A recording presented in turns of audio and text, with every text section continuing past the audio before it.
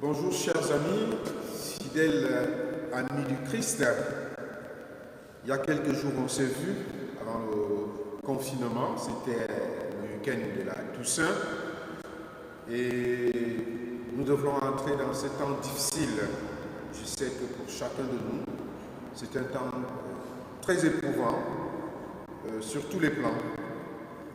Et j'ai pensé aujourd'hui à vous adresser une petite parole que je puise justement dans l'épître de Saint Paul aux Thessaloniciens, la première, extrait que nous avons écouté en deuxième lecture dimanche dernier, en vous invitant à ne pas être abattus comme les autres qui n'ont pas d'espérance.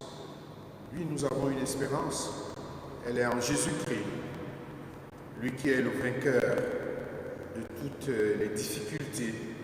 C'est en lui que nous devons puiser notre force pour vivre ces moments difficiles.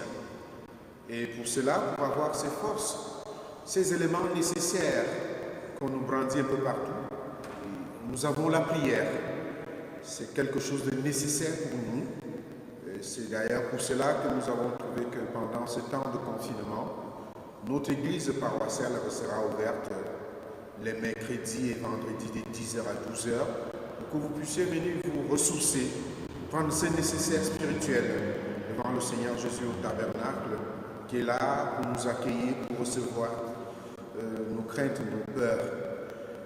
Et nous avons cette bonne nouvelle à vous annoncer aujourd'hui, que pendant ce temps de confinement, nous pourrons tous les dimanches vous diffuser en direct une célébration eucharistique avec la magie des ondes, dont nous avons mis sur pied une chaîne YouTube qui sera fonctionnelle dès ce dimanche. Je voudrais que nous gardions les liens à travers la prière, que nous puissions prier les uns avec les autres, garder ces moments forts de lien avec le Seigneur à travers les réseaux sociaux.